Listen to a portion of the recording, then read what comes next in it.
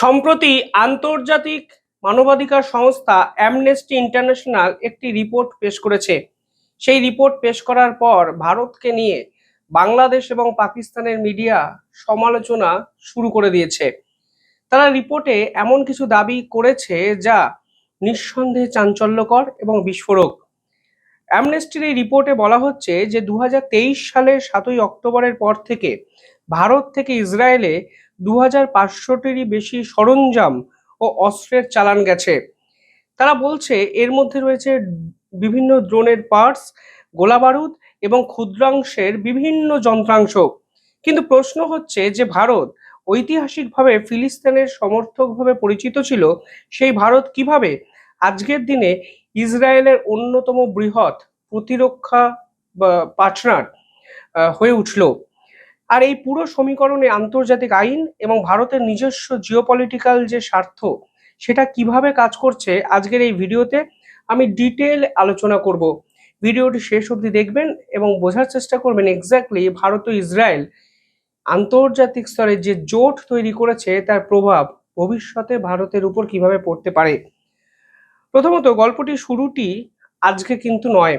1947 সালে যখন জাতিসংঘে ফিলিস্তিন বিভাজনের প্রস্তাব ওঠে তখন ভারত এর বিপক্ষে ভোট দিয়েছিল। স্বাধীনতার পর ভারতের প্রথম প্রধানমন্ত্রী জওহরলাল নেহরু স্পষ্ট বলে দিয়েছিলেন, ধর্মের ভিত্তিতে কোনো দেশের বিভাজন ভারত সমর্থন করে না। পরবর্তী কয়েক দশক ধরে ভারত ফিলিস্তিন লিবারেশন অর্গানাইজেশন এবং ইয়াসির আরাফাতকে সরাসরি সমর্থন করেছে। তাহলে পরিবর্তনটি এলো কোথায়? পরিবর্তন আসে 1991 সালে কোল্ড ওয়ারের পরে। সোভিয়েত ইউনিয়নের পতন ভারতের নিরাপত্তা ও অর্থনৈতিক ভাবনায় বড় সড়ো কিন্তু ঝাঁকুনি দেয়।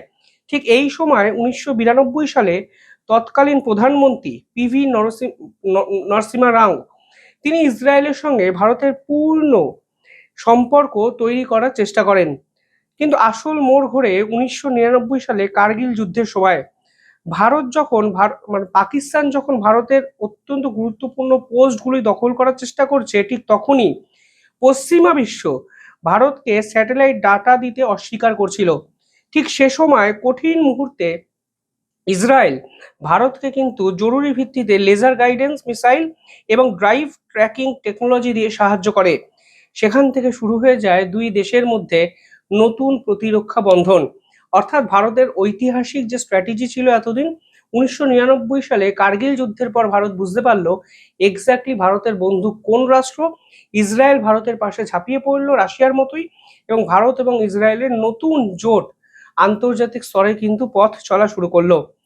2014 সালে যখন ভারতের প্রধানমন্ত্রী নরেন্দ্র মোদী ক্ষমতায় আসেন, ঠিক তখন ভারত নতুন জিওপলিটিক্যাল স্ট্র্যাটেজিকে ইমপ্লিমেন্ট করার চেষ্টা করে।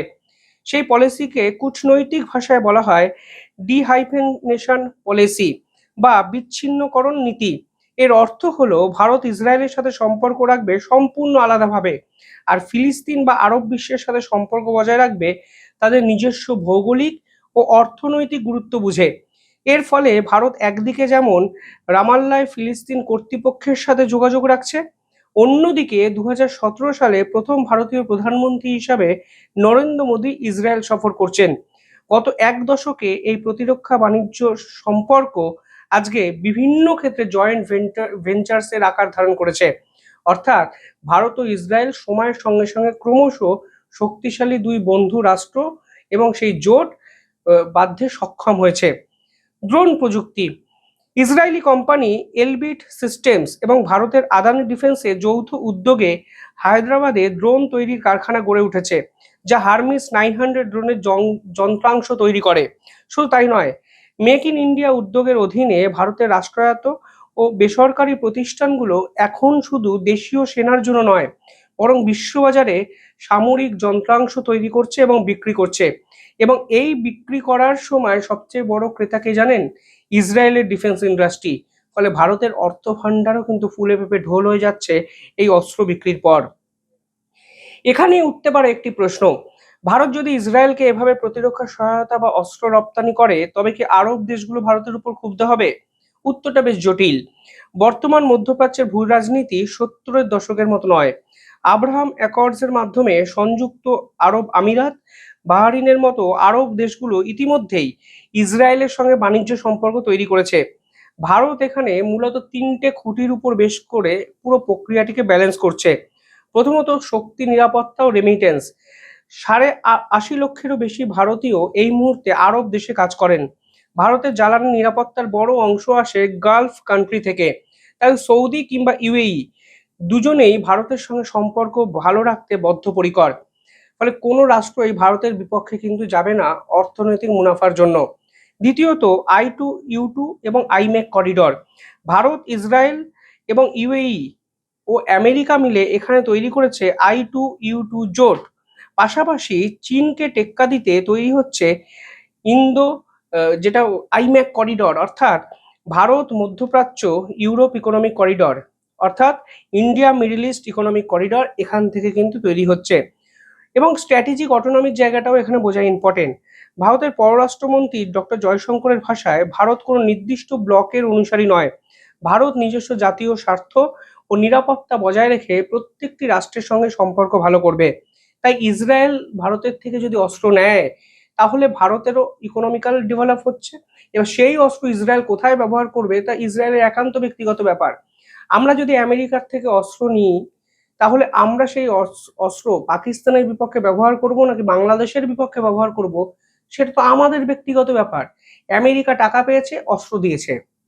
ঠিক একইভাবে ভারত টাকা পেয়েছে, ভারতের বন্ধু রাষ্ট্র ইসরায়েলকে ভারত সেই অস্ত্র তুলে দিয়েছে। এবার এই সাম্প্রতিক বিষয়টি কি বলছে? অ্যামনেস্টি ইন্টারন্যাশনাল রিপোর্টে বলা হয়েছে যে আন্তর্জাতিক অপরাধ আদালত যখন গাজায় সম্ভাব্য যুদ্ধ অপরাধ ও গণহত্যার বিষয়ে সতর্কতা জারি করেছে, তখনও ভারত থেকে অস্ত্র ও সামরিক যন্ত্রাংশ ইসরায়েলে পাঠানো অব্যাহত ছিল। আন্তর্জাতিক আইন বা ল অফ স্টেট রেসপন্সিবিলিটি অনুযায়ী যদি কোনো দেশ জেনে বুঝে এমন কোনো দেশে অস্ত্র সরবরাহ করে যা দিয়ে মানবাধিকার লঙ্ঘন বা যুদ্ধ অপরাধ ঘটতে পারে, তবে সেই সরবরাহী দেশকেও পরোক্ষভাবে অপরাধের সহযোগিতা করার অপরাধে কিছু ঝুঁকিপূর্ণ পরিস্থিতির সম্মুখীন হতে পারে।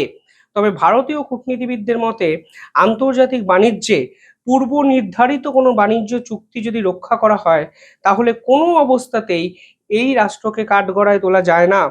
অর্থাৎ ভারত ফিলিস্তিনের জন্য টু স্টেট সলিউশন নীতিতে বিশ্বাস করলেও ভারত গ্রাউন্ড লেভেলে ইসরায়েলের সঙ্গে বন্ধুত্বকে রক্ষা করার জন্য পূর্বতন চুক্তিকে মান্যতা দিয়েছে এবং ভারত চুক্তি রক্ষা করেনি এই অভিযোগে এর ফলে ভারতকে বিদ্ধ করতে পারেনি ইসরায়েল। ফলে পরিশেষে বলা যাচ্ছে যে ভারত ও ইসরায়েলের এই সম্পর্ক স্রেফ একটি অস্ত্র কেনাবেচা চুক্তি নয়, এটি আধুনিক আন্তর্জাতিক রাজনীতির একটি বাস্তব উদাহরণ যেখানে আদর্শ এবং রিয়েলিস্টিক বা জাতীয় স্তরে জাতীয় সুরক্ষাকেই গুরুত্ব দেওয়া হয়েছে। ভারত একদিকে আন্তর্জাতিক মঞ্চে ফিলিস্তিনের শান্তিকামী অধিকারের কথা বলেছে, অন্যদিকে নিজেদের জাতীয় নিরাপত্তা, প্রযুক্তিগত সুবিধা ও অর্থনৈতিক স্বার্থ রক্ষা ইসরায়েলের সঙ্গে চুক্তি করছে। ফলে ইকোনমিক্যাল সাস্টেনেবল জায়গায় একটা রাষ্ট্র যেতে চাইছে এবং বন্ধু রাষ্ট্রের সঙ্গে একটি অস্ত্র চুক্তি হয়েছে, সেটাকে মান্যতা দিতে হবে একটি রাষ্ট্রের, সেটাই তো করা উচিত। ফলে আজকের দিনে দাঁড়িয়ে যারা বিতর্ক তৈরি করছে স্পেশালি পাকিস্তান ও বাংলাদেশের মিডিয়া, তারা বাস্তব থেকে অনেক দূরে। আসলে তারা বহির্বিশ্বের সঙ্গে কোনো চুক্তি করতে পারে না, তাদের ইম্পোর্ট করার মতো বা এক্সপোর্ট করার মতো সে অর্থে কিছু নেই, তারা অস্ত্র তৈরি করতে পারে না। কিন্তু এই মুহূর্তে ভারতের তৈরি অস্ত্র বিশ্বের প্রতিটি কোণায় শুধু পৌঁছে যাচ্ছে তা নয়, এর ফলে ভারতও কিন্তু বিশাল পরিমাণে মুনাফা লাভ করছে। ফলে ইসরায়েল ও ভারতের এই চুক্তি আজকে আন্তর্জাতিক স্তরে এক নজির তৈরি করলো, যেখানে ডিপ্লোম্যাসি অন্য কথা বললেও বাস্তব অন্য কথা বলছে এবং ভারত সুন্দরভাবে দুটোকে ব্যালেন্স করছে। মনে রাখবেন আরো একটা কথা, যে এই ইসরায়েল কিন্তু অপারেশন সিন্দুরের সময় পাকিস্তানের বিপক্ষে সরাসরি হুঁশিয়ারি দিয়েছিল। তারা বলেছিল পাকিস্তানের হামাস এই চক্রান্তের সঙ্গে জড়িত, অর্থাৎ যে ইসরায়েল আপদে বিপদে ভারতের পাশে থেকেছে, ভারতও তাদের সঙ্গে চুক্তি রক্ষা করেছে একদম নিয়ম মেনে, এতে বিতর্কের কিছু নেই। বরং যারা হাহুতাশ করছে তাদের কষ্টটা আমরা এখানে বসে বুঝতে পারছি। আপনারা কিভাবে দেখছেন কমেন্টে জানাবেন। দেখতে থাকুন দ্য ইন্ডিপেন্ডেন্ট বেঙ্গল। ধন্যবাদ।